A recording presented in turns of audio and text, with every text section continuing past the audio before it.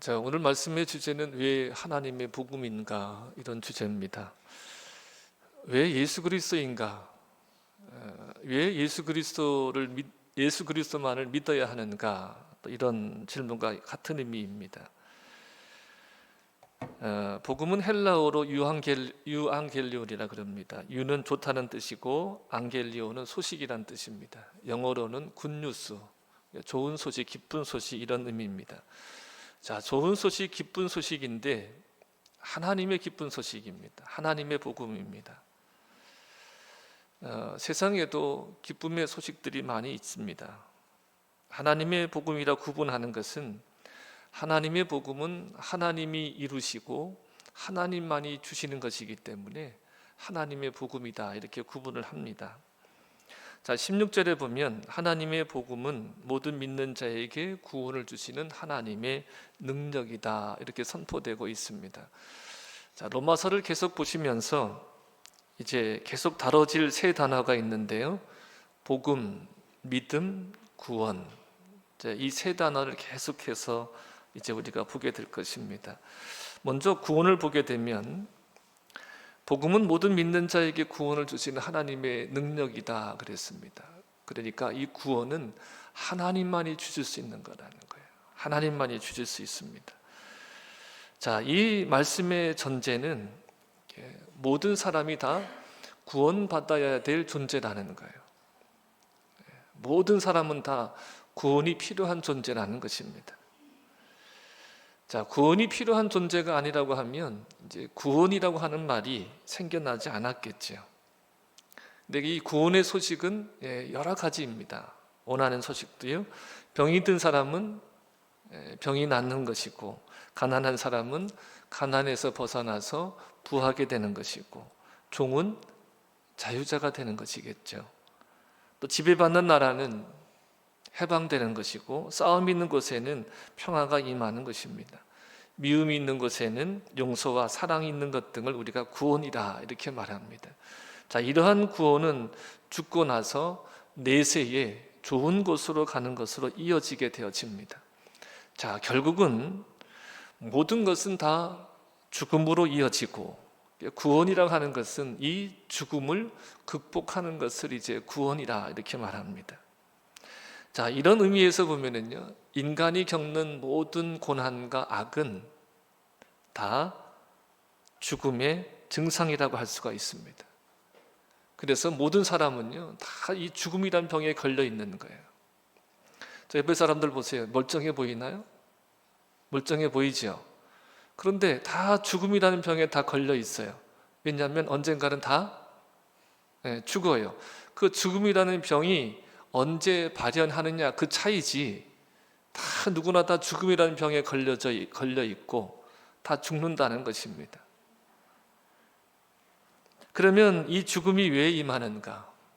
자, 보세요. 우리가 다 겪는 고난, 또 악, 이런 것들이 다 죽음의 증상이고, 그래서 우리가 다 죽음이라는 병에 다 걸려 있고 다 그런 증상 속에 우리가 다 살아가고 있는 거예요.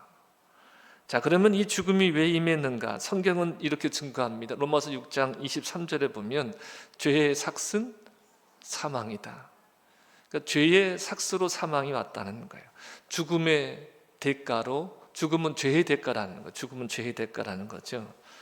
그 죄로 인해서 다 반드시 죽을 존재라는 거예요. 반드시 다 죽을 존재라는 것입니다. 자, 그러면 죄가 도대체 무엇이기에 우리에게 이렇게 죽음이 주어졌는가라고 하는 것이죠. 죄라면 보통 우리가 어떤 생각을 하게 됩니까? 다시 한번 옆에 사람들 보세요. 죄인처럼 보여요? 죄인처럼 보여요?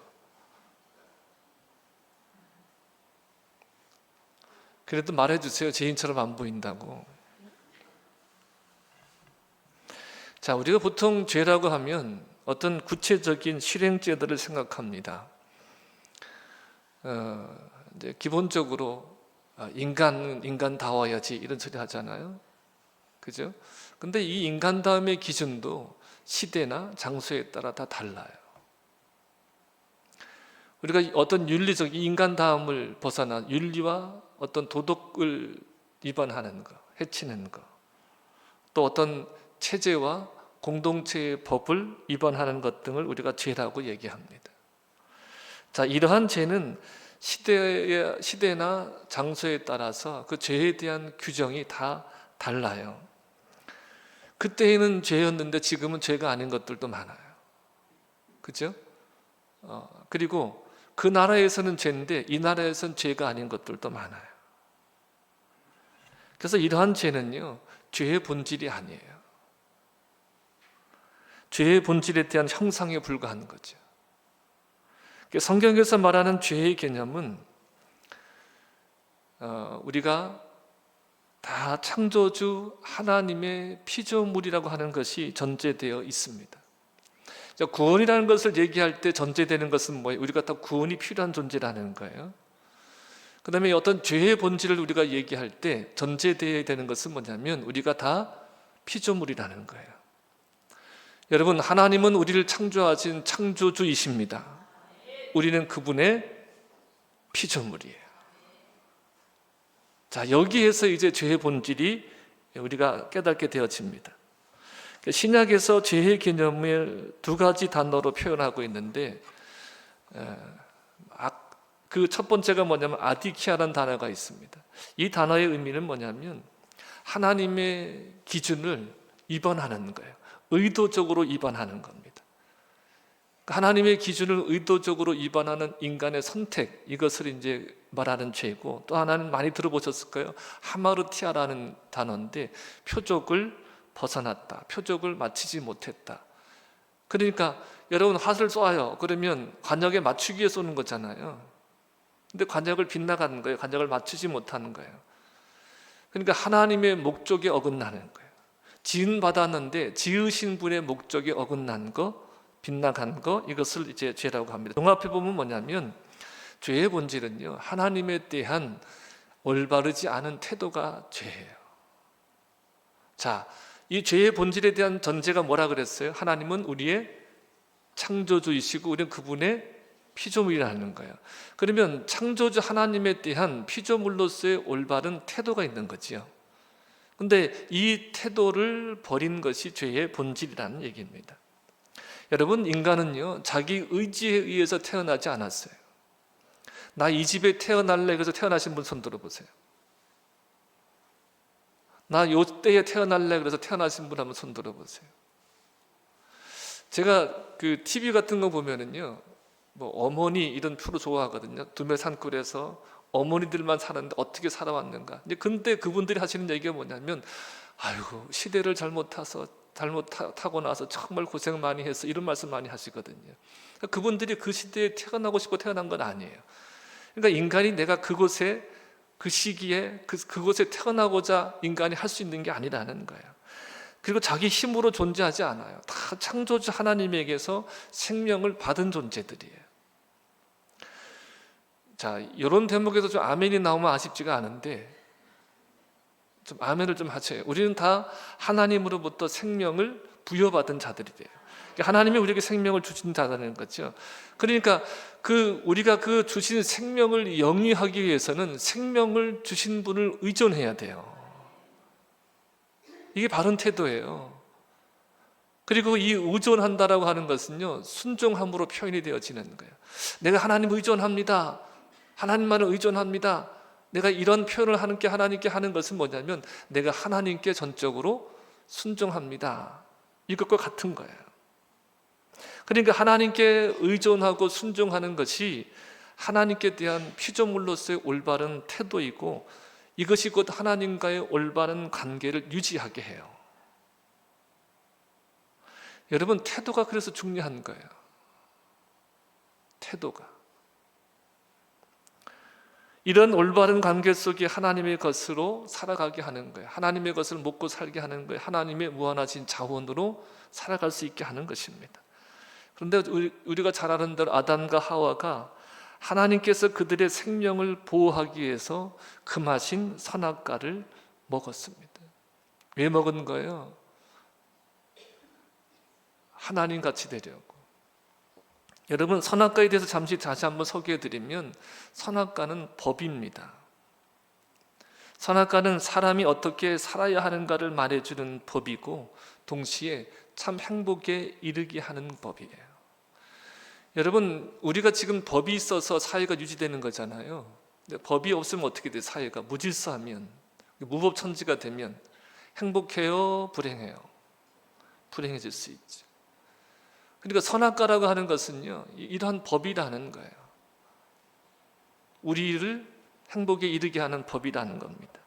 그러니까 두 번째는 계약입니다.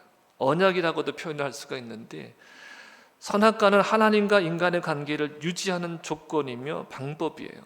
그러니까 너희가 선악과를 먹지 아니함으로 너희는 하나님의 백성이 되고 하나님은 너희의 하나님이 된다.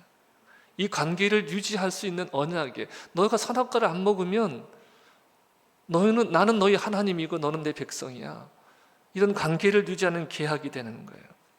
그러니까 인간의 관계를 유지하는 조건이며 방법이 뭐예요? 선악과라는 것입니다. 세 번째는요, 자유의지예요. 먹지 말라 하셨잖아요. 먹지 말라 하신 데에는 어떤 것도 있는 거예요. 그러니까 먹을 수도 있다라는 거죠. 먹을 수도 있다라는 거예요.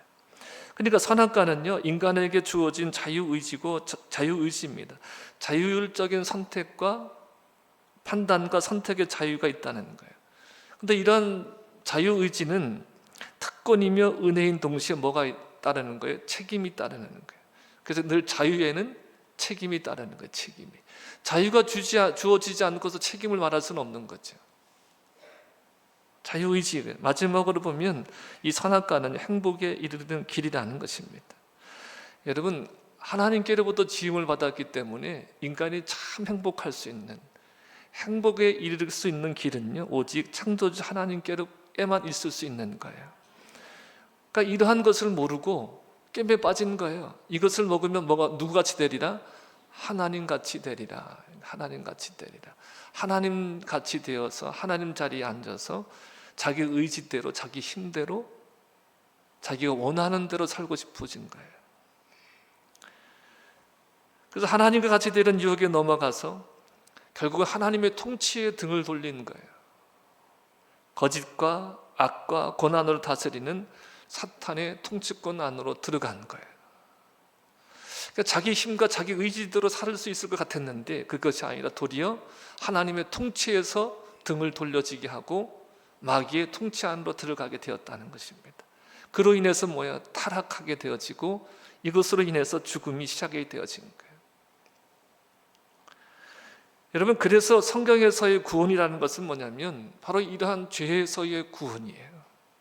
여러분 종합해 보세요. 그러니까 이러한 죄, 하나님으로부터 등을 돌린, 하나님의 통치로부터 등을 돌린, 그래서 하나님의 자원을 갖지 못하고 자기 힘과 능력으로 살아야 됐던 데서 구원받는 거예요.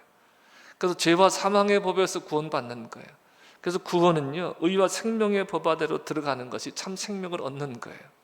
그러니까 다시 말하면, 한마디로 말하면 뭡니까? 하나님의 통치 안으로, 다스림 안으로, 그래서 하나님의 것을 영위하게 되어지는 것이 뭐예요? 구원이라는 거예요.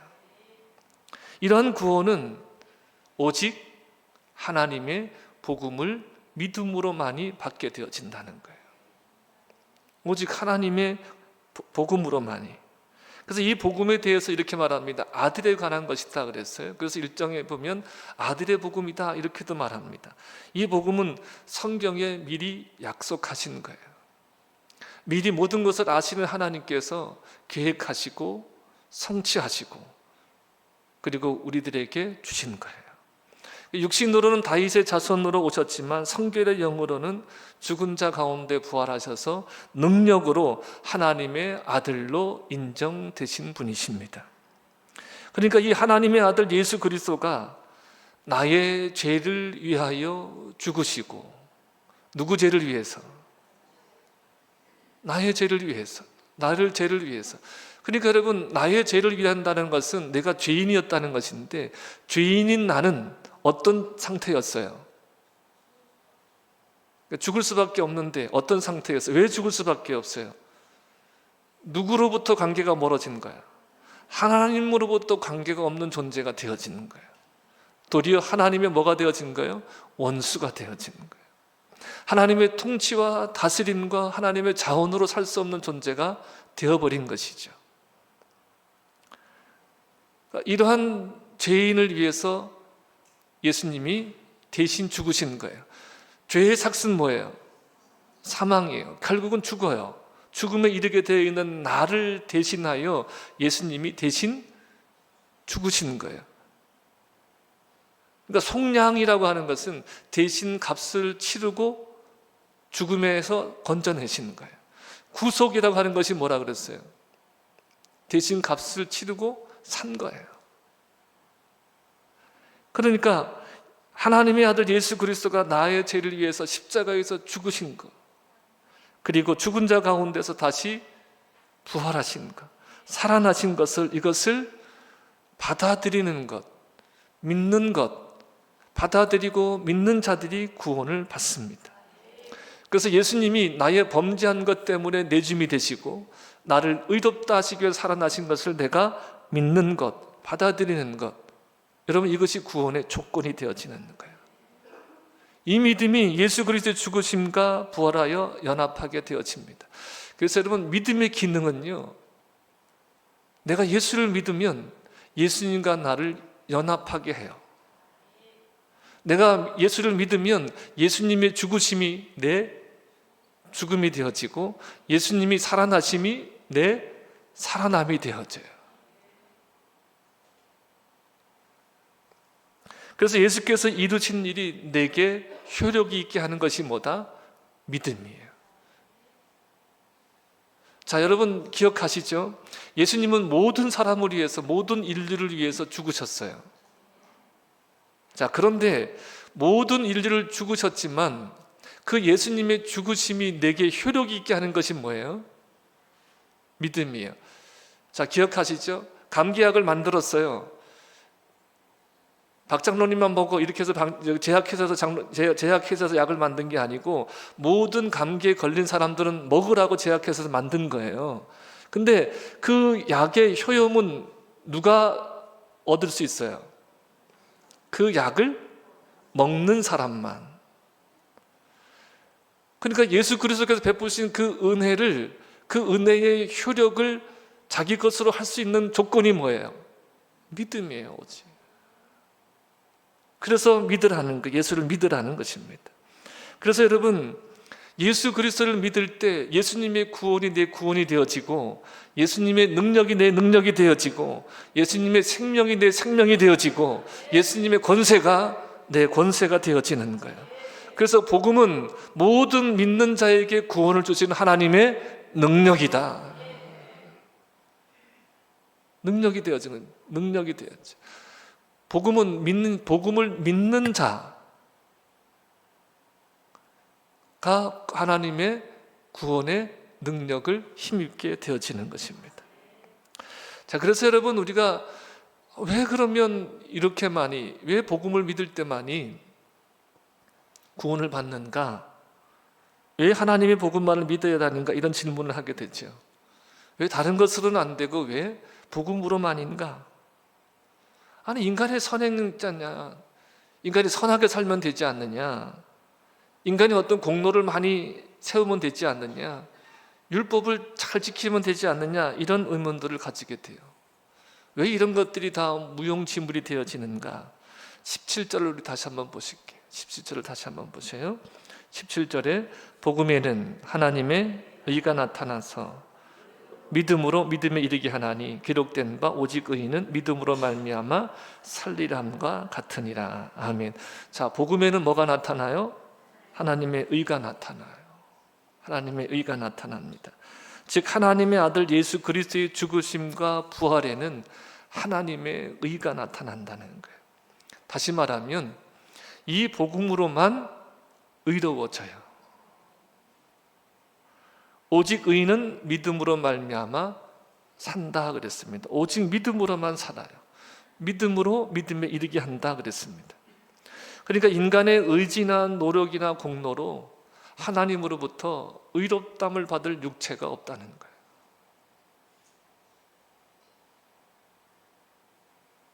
율법은 인간이 자신의 행함으로 의를 이루지 못함을 증거합니다. 율법의 기능은 뭐예요? 그래서 죄를 깨닫게 하는 거예요. 여러분, 저도 이제 조금 살았어요. 그래서 50년을 넘게 살았는데, 살아온 삶을 이렇게 돌아보면, 제가 목살에서 이런 얘기 하는 게 아니에요. 한 인간으로서 생각해보면, 돌이켜보면 살아온 게 다 그 당시에는 잘났니, 나 잘났어 하고 살고 많은 것을 성취한 거 살았지만, 돌아보니까 토란 발자국마다 다 죄뿐이더라. 다 죄뿐인 것을 알게 되었지. 그래서 여러분, 인간이 만들어낸 의라고 하는 것이 다 냄새나는 누더기에 불과한 거예요. 그래서 성경은 의인은 없나니 하나도 없다 증거합니다. 성경이 거듭거듭 말씀하시는 거예요. 의인은 없나니 하나도 없다는 거예요. 사도 바울도요, 율법으로 의롭다함을 받으려고 무단히 애쓴 사람입니다. 율법으로는 흠없다고 할 만큼 모든 율법의 열심을 가진 사람이에요. 그렇게 정말 율법을 열심히 지킨 사람이거든요. 그래서 사도 바울이 자랑할 게 많은 사람이라는 거예요.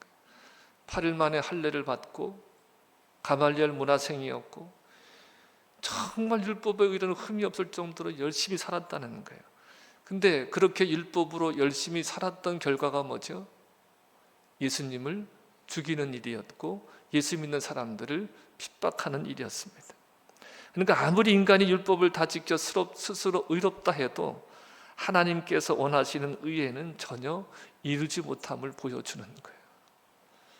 제가 아무리 산속에 들어가서 평생 동안 돌을 닦고 살아도 하나님의 의에는 이루지 못하는 거예요. 다른 사람보다 조금 나을 수는 있어요.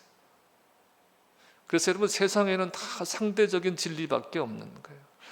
아무리 그 사람이 좋니, 많은 일을 했니, 의로우니 해도 다른 사람보다 조금 나은 거예요. 그러니까 여러분, 저희가 보세요. 내가 아무리 잘났니 해도 나보다 잘난 사람이 있죠? 없어요? 내가 아무리 잘났니 나보다 잘난 사람이 있어요. 내가 아무리 많은 것을 아니 해도 나보다 더 아는 사람이 있어요. 그러니까 다 상대적인 거예요. 상대적인. 내가 아무리 신앙생활을 열심히 하니 해도 나보다 더 열심히 하는 사람도 있지만 그 열심이 내게 하나님 앞에 의가 되지 못한다는 거예요. 율법의 특심이었던 사도 바울이 예수님을 만났습니다. 예수님을 만나니까 제일 먼저 깨닫게 된 것이 뭐냐면 자신이 죄인이라는 것을 깨닫는 거예요. 여러분, 은혜의 전제가 있어요. 오늘 전제라는 말을 참 많이 하는데 은혜를 받는 전제가 뭐냐면 내가 죄인이라는 것을 깨닫는 데 있어요. 내가 죄인이라는 것을 깨닫는 게 은혜예요. 은혜의 시작이라는 거예요. 그러니까 아무리 내가 죄인이라는 전제, 죄인이라는 걸 깨닫지 못하고 아무리 내가 은혜 받았니 하면서 신앙적인 열심을 가지고 그런 거 많이 쌓아가도 다 사상누각이라는 거예요. 다 부질없이 허물어져 버릴 것이라는 것입니다. 그러니까 여러분, 오직 하나님의 복음만이 우리를 의롭다는 거예요. 복음에는 뭐가 나타나요? 하나님의 의가 나타난다 그랬습니다. 예수님을 주와 그리스도로 믿음으로 죄와 사망의 법에서 벗어나서 의와 생명의 법 안으로 들어가는 거예요. 오직 은혜로 새로운 피조물 새 것이 되었으며 선한 일을 위해 새로 지음받은 자가 되어지는 거예요. 사도 바울이 이것을 깨달은 거예요. 여러분,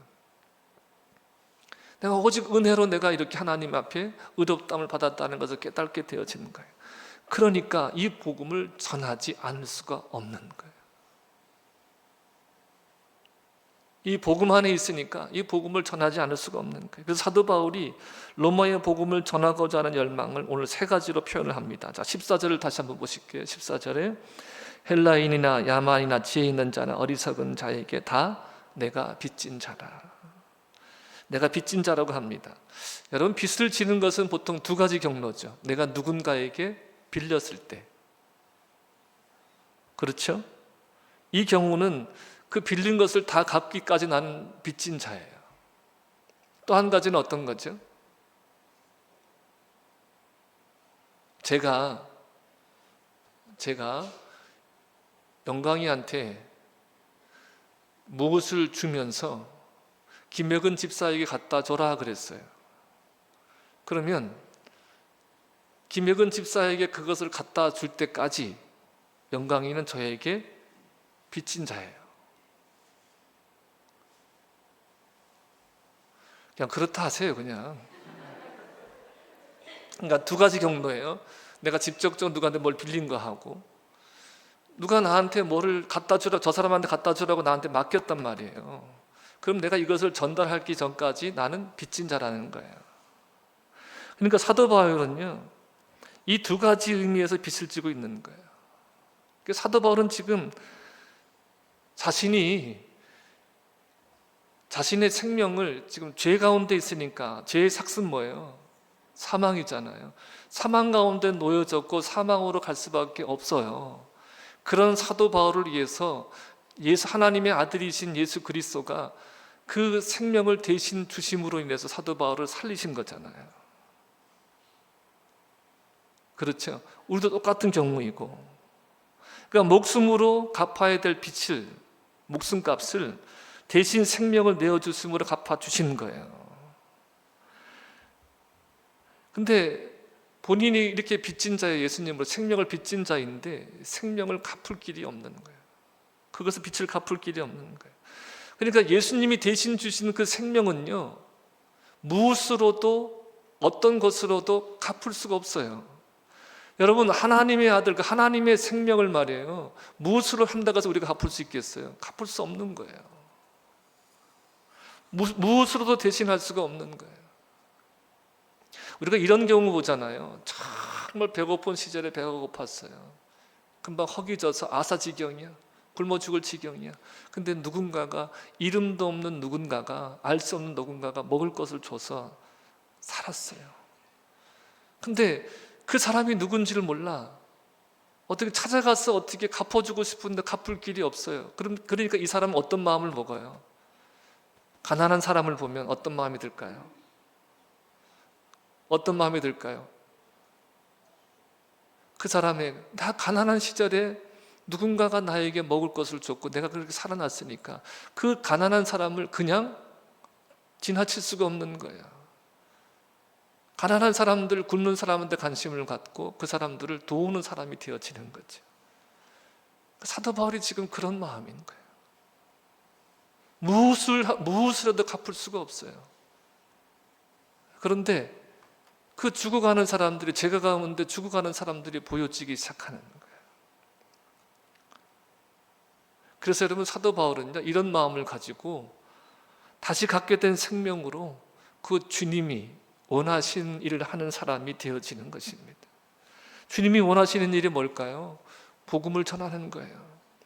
그 복음을 전해 듣고 믿음으로 구원받는 것을 주님은 원하시는 겁니다. 자, 사도 바울이요, 복음을 전하다가 온갖 수모를 당합니다. 멸시도 당하고 고난도 당합니다. 근데 그는 늘 기뻐한다 그래요. 감사한다 그래요. 왜 그런 거죠? 그 갚을 수 없는 그 은혜가 그 안에, 그 사랑이 그 안에 있기 때문에 그 어떤 고난 가운데도 기쁨을 그가 유지하는 거예요. 지금 여러분, 사도 바울은요, 로마 사람들에게 빚진 게 없어요. 뭣도 빚진 게 없거든요. 근데 사도 바울은 뭐라는 거예요? 나이가 빚진 자라는 거예요. 빌린 것이 없는데 그들에게 빚진 자라는 거예요. 그들에게 복음을 전하는 것이 바로 주님께서 베푸신 은혜에 대한 바른 반응이기 때문에 그렇습니다. 그들에게 빚지고 있다는 의식 때문에 나는 할 수 있는 대로 로마에도 가서 복음을 전해야 되겠다는 거예요. 복음을 전하기를 원한다는 것입니다. 여러분, 우리가 다 사도는 아닙니다. 바울 사도는 아니지만 우리 역시 복음 때문에 세상에 빚진 자라는 거예요. 이 의식이 우리에게 회복되길 바랍니다. 이 좋은 것을 우리만 영위하라고 주신 게 아니에요. 이 구원의 은혜를 우리만 누리라고 주신 것이 아니라 우리가 빚진 자의 심정으로 갖지 못한 자들에게, 누리지 못하는 자들에게 이 복음을 전하라고 주신 거예요. 그래서 우리는요, 세상의 복음으로 빚진 자라는 거예요. 그래서 복음은 우리로 하여금 세상의 빚진 자가 되게 합니다. 전도는 사명이면서 은혜 입은 자의 합당한 반응이라는 것입니다. 자, 두 번째 이유를 볼까요? 복음을 전하기 원하는 두 번째 이유를 보겠습니다. 16절에 복음입니다. 16절에 보니까 내가 복음을 부끄러워하지 아니하노니 이 복음은 모든 믿는 자에게 구원을 주시는 하나님의 능력이 됨이라. 먼저는 유대인에게요, 그리고 헬라인에게로다. 아멘. 자, 여러분 보세요. 사도 바울은요, 이 복음을 전하지만 복음을 부끄러워할 수 있는 상황이나 유혹을 인정해요. 자, 이게 무슨 말이냐면 그가 전하는 십자가의 메시지가 어떤 사람에게는요 미련한 것이고 어떤 사람에게는 거리끼는 거예요. 이 사실을 너무나 잘 알고 있는 겁니다. 여러분, 복음이 신실하게 전파될 때 복음은 언제나 반대에 부딪혀요. 복음은 언제나 반대에 부딪히고 때로는 경멸과 소설을 불러일으킵니다. 복음이 어디에나 환영받는 게 아니에요. 바울은 어떻게 복음을 부끄러워하는 유혹을 극복했는가를 그가 말해줍니다. 그 방법을 말해줍니다. 사람들이 멸시하는 바로 그 복음이 사실은 뭐예요? 모든 믿는 자에게 구원을 주시는 하나님의 능력이라는 것을 믿음으로 선포하기 때문에 그 부끄러움을 극복하는 거예요. 여러분에게도 복음이 모든 믿는 자에게 구원을 주신 하나님의 능력이라고 하는 것이 기억되어지고 믿어지기를 축복합니다. 자, 그렇게 우리가 선포할 때 여러분, 복음은 부끄러운 것이 아니에요. 그리고 또한 복음은 모든 사람을 평등하게 만듭니다. 헬라인에게나 유대인에게나 지혜자나 어리석은 자나 누구나 구원받는 방법은 똑같아요. 무엇으로 구원을 받아요? 복음을 믿음으로 구원을 받습니다. 오직 믿음에 의해서 구원을 받아요. 그러니까 구원에 관해서는요 그들 간에 차이가 없어요. 헬라인이나 유대인이나 어리석은 자나 지혜 있는 자나 구원에 관해서는요 차이가 없어요. 지금 그 사람이 대통령이든 그 사람이 총서부든 그 사람이 어떤 사람이든 간에 구원의 방법에 대해서는, 구원에 관해서는 차이가 없다는 거예요. 그러니까 여러분, 대통령도 그 사람은 지금 구원을 못 받은 사람이에요. 믿음이 없으면. 그죠? 그러니까 그 앞에서 우리가 부끄러워할 게 아니라 그 앞에서 우리는 당당한 사람이라는 거예요. 여러분, 로마의 복음을 전하려는 바울의 열심은 복음을 세상 사람들에게 갚아야 하는 빛이며 하나님의 구원의 능력이라는 것을 인식한 데서 그가 이 열심이 나오는 거예요. 여러분, 우리에게 왜 열심이 없느냐? 빚진 자의 심령이 없는 거고 바로 모든 믿는 자에게 구원을 주신 하나님의 능력이라는 인식이 부족한 데서 열심이 없어지는 거예요. 그에게는요 복음을 맡은 자로서의 의무감이 있었어요. 그러나 또 한 가지가 뭐냐면 복음이 자신을 구원했잖아요. 자신이 지금 복음을 믿음으로 구원받는 자가 되었잖아요. 그러니까 이 복음은 다른 사람도 구원할 수 있다는 그 확신이 그에게 열정을 갖게 했다는 거예요.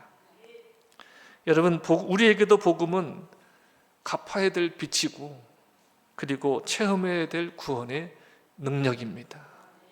여러분, 옆에 사람들하고 한번 인사해 보세요. 복음은 갚아야 될 빛이고 체험해야 될 구원의 능력이다. 아멘. 내 복음은 내 빛이고 복음은 내 능력이에요. 할렐루야. 자, 바울이 로마의 복음을 전하기를 원하는 이유 중에 세 번째가 17절이에요. 그것 우리가 읽었었습니다. 다시 한번 읽겠습니다. 복음에는 하나님의 의가 나타나서 믿음에 이르게 하나니 기록된 바 오직 의인은 믿음으로 말미암아 살리라 함과 같으니라. 아멘.